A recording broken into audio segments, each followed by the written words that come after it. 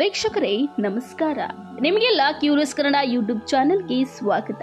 ಸ್ನೇಹಿತರೆ, ಪ್ರಕೃತಿ ವರವಾಗಿ ನಮಗೆ ನೀಡಿರೋದನ್ನ ನಾವು ದುರುಪಯೋಗ ಮಾಡಿಕೊಂಡ್ರೆ ಅದು ಶಾಪವಾಗುವುದು ಸಹಜ.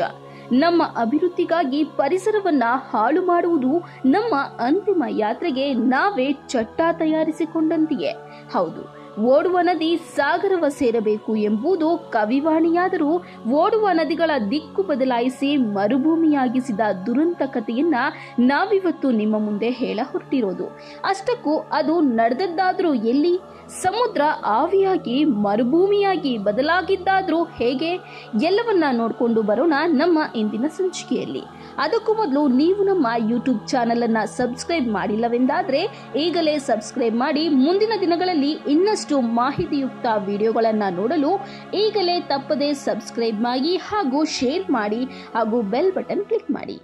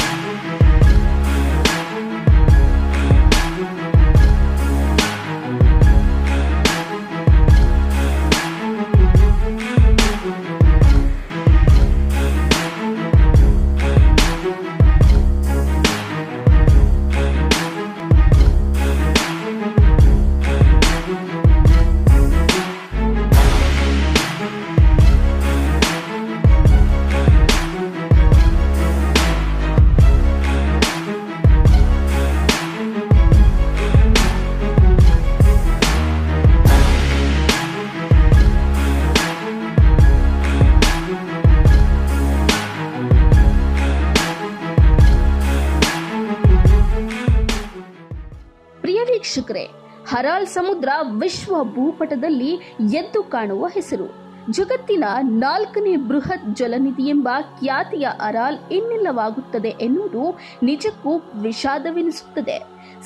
1950-60ರ ಸುಮಾರಿನಲ್ಲಿ ಅಂದಿನ ಸೋವಿಯತ್ ಗಣರಾಜ್ಯದ ಭಾಗವಾಗಿದ್ದ ಅರಾಲ್ ಸಮುದ್ರಕ್ಕೆ ಹಲವಾರು ನದಿಗಳು ಬಂದು ಸೇರುತ್ತಿದ್ದವು.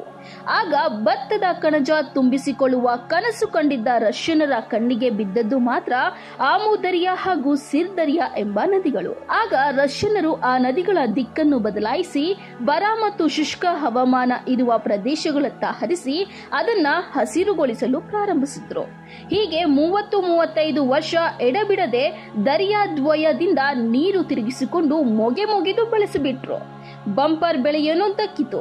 ಆದ್ರೆ ಅದೊಂದು ದಿನ ದರಿಯಾಗಳು ಹೋಗಿ ಸೇರುತ್ತಿದ್ದ ಅರಾಲ್ ಸಮುದ್ರವೇ ಇನ್ನಿಲ್ಲವಾಗುವ ಪರಿಸ್ಥಿತಿಗೆ ತಲುಪಿತ್ತು.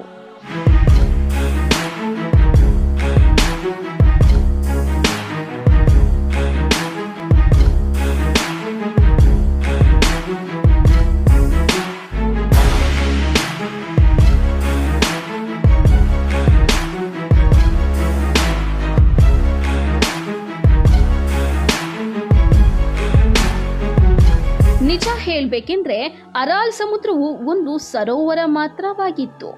ಇದರ ಗಾತ್ರದ ಕಾರಣದಿಂದಾಗಿ ಇದನ್ನು ಸಮುದ್ರ ಎಂದು ಕರೆಯಲಾಗುತ್ತಿತ್ತು. ಹೀಗೆ ಆರಂಭವಾದ ಈ ನದಿಗಳ ದಿಕ್ಕು ಬದಲಾಯಿಸುವಿಕೆ ಯೋಜನೆಯ ಕಾರಣದಿಂದಾಗಿ ಅಷ್ಟು ದೊಡ್ಡ ಅರಾಲ್ ಸಮುದ್ರವು ಇಂದು ತನ್ನ ಮೂಲ ಗಾತ್ರದ 10% ಗಾತ್ರವನ್ನು ಮಾತ್ರ ಉಳಿಸಿಕೊಂಡಿದ್ದನ್ನು ಕಾಣಬಹುದಾಗಿದೆ. ಈಗ ಅರಾಲ್ ಸಮುದ್ರವೆಂದು ಕಣ್ಣು ಹಾಯಿಸಿದ ಎಲ್ಲೆಡೆ ಮರುಭೂಮಿಯಂತಹ ಭೂಮಿ ಗೋಚರಿಸುತ್ತದೆ. ಇಲ್ಲಿ ಆಳಾಗಿ ತುಕ್ಕು ಹಿಡಿದು ಕೆಟ್ಟು ನಿಂತ ಹಡಗುಗಳು ಕಾಣಸಿಗುತ್ತವೆ. ಯಾವಾಗ ಅರಾಲ್ ಸಮುದ್ರ ಆರಲು ಆರಂಭಿಸಿತೋ ಆಗಲೇ ರಷ್ಯನ್ನರಿಗೆ ತಮ್ಮ ಘನಂದಾರಿ ತಪ್ಪಿನ ಅರಿವಾಗಲು ಪ್ರಾರಂಭವಾಗಿದ್ದು. ಅಲ್ಲಿನ ವಿಶಾಲ ಜಲರಾಶಿ ಕೃಶವಾಯಿತು.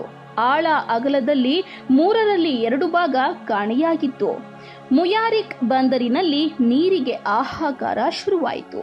ಸರಿಸುಮಾರು ಅಲ್ಲಿಂದ 40 ಕಿಲೋಮೀಟರ್ನವರೆಗೆ ಸಮುದ್ರವೇ ಬತ್ತಿ ಹೋಗಿತ್ತು ಎಂದರೆ ಅದೆಷ್ಟು ಭೀಕರವಾಗಿ ಆರಿ ಹೋಗಿರಬಹುದು ಎಂಬ ಚಿತ್ರ ನಿಮ್ಮ ಕಣ್ಣ ಮುಂದೆ ಬರಬಹುದು.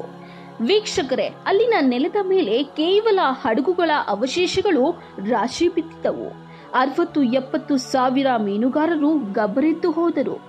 ಇದಕ್ಕಿಂತ ಭೀಕರವೆಂದರೆ ಸಮುದ್ರದಂಗಳದ ಮೇಲಿಂದ ಬೀಸಿ ಬಂದ ನಂಜುಗಾಳಿ ಇಡೀ ಪರಿಸರವನ್ನೇ ನಕಾರವಾಗಿಸಿದ್ದು ತೀರಾ ಸಾಮಾನ್ಯದ ಸಂಗತಿಯೇನಲ್ಲ.